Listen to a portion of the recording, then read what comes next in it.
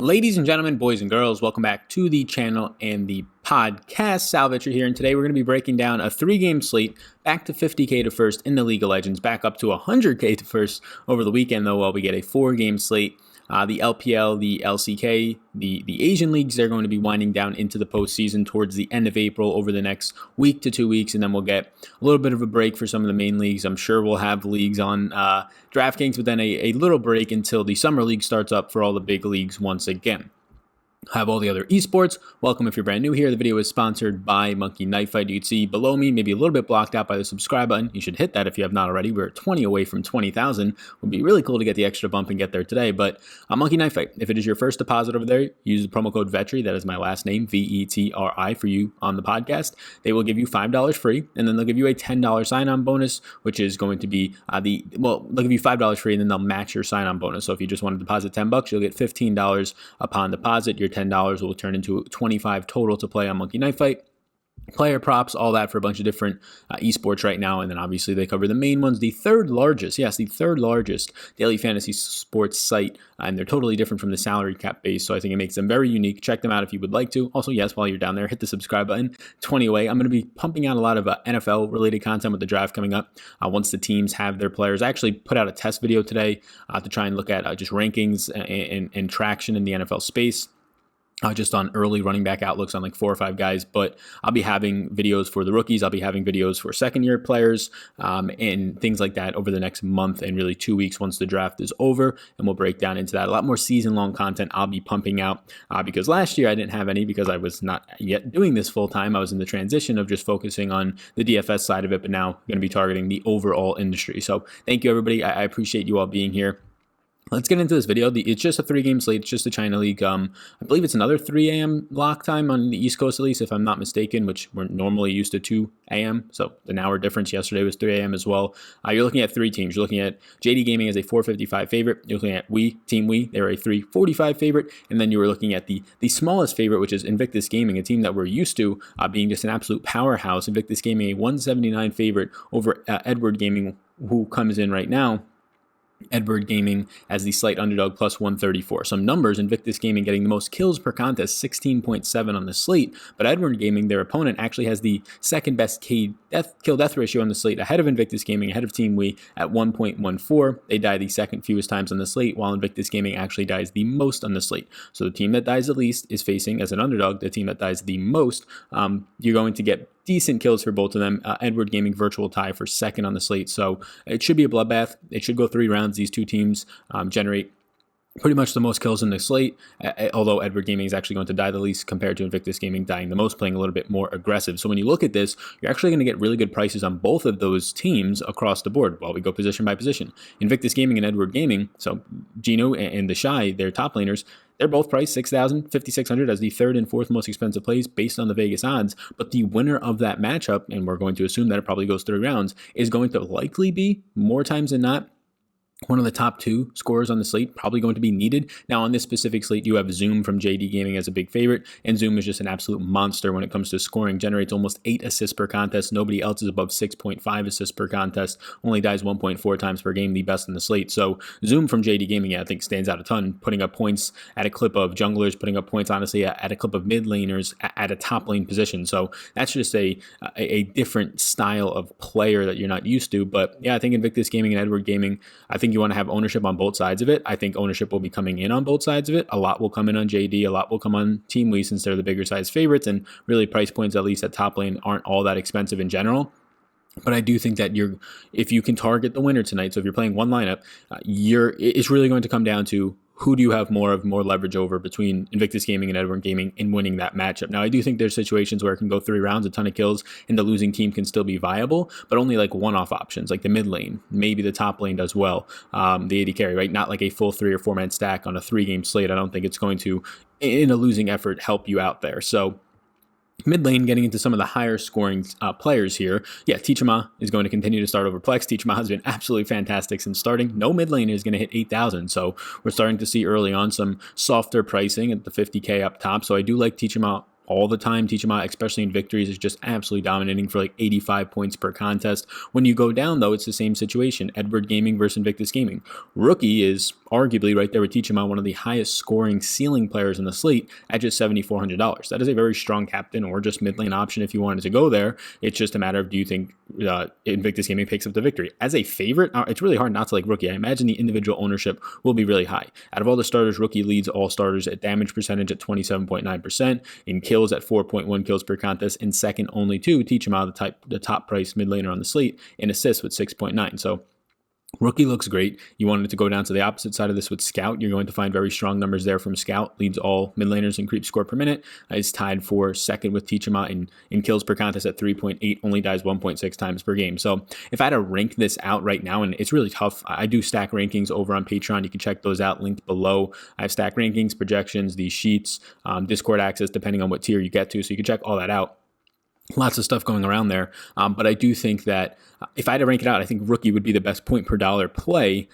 Just the security there and the victory is not as high.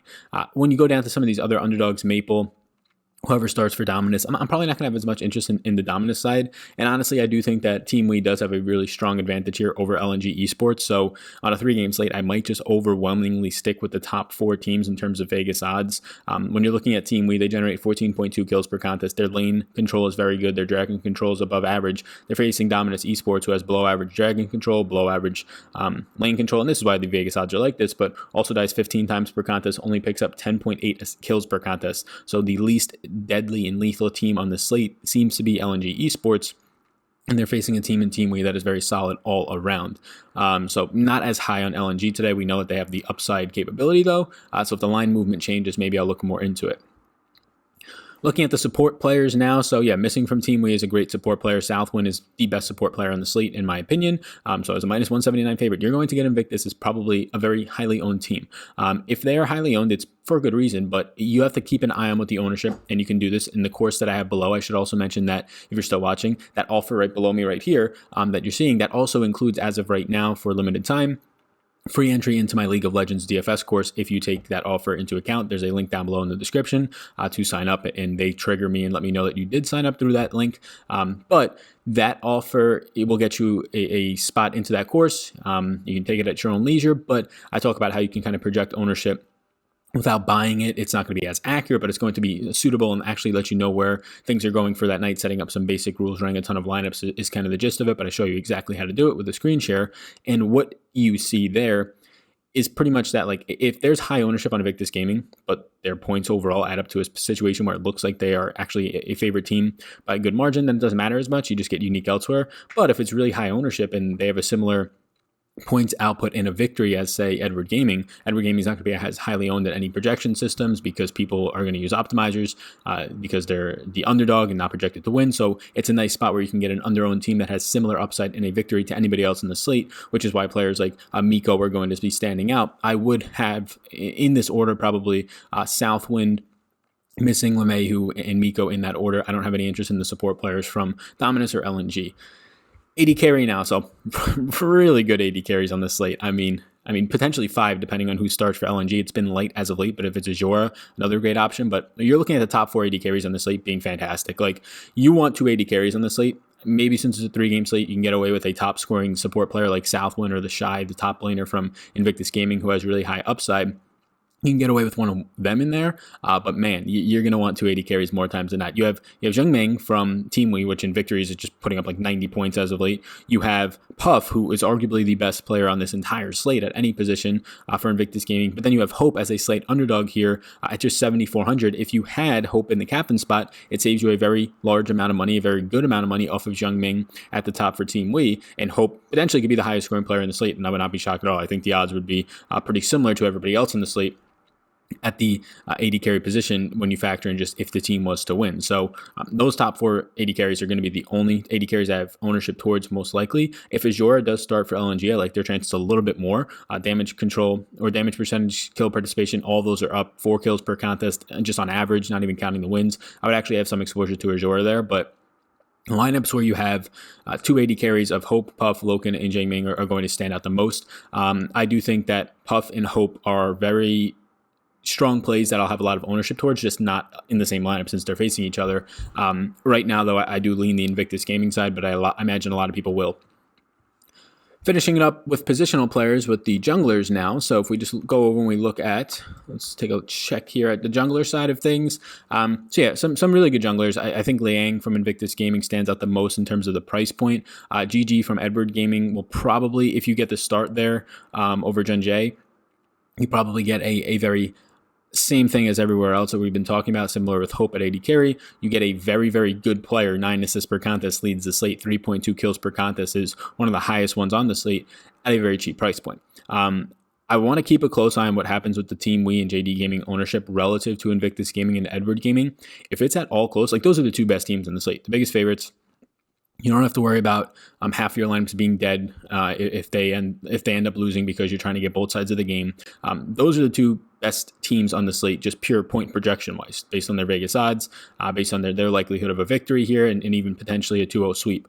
But when you look into ownership, that's where things start to change. So if I had to rank you out the junglers, I would go Canavi, Beisheng, Lan and Gigi in that order if I was just to go pure points upside. But when you start to factor in ownership, Gigi probably jumps into that second or third spot based on ownership. Some of the underdogs here are not going to have much interest in Dominus Esports or LNG at jungler, to be completely honest with you. If there's any interest, it'll be in one-off spots at really the mid lane, the AD carry, and that's about it.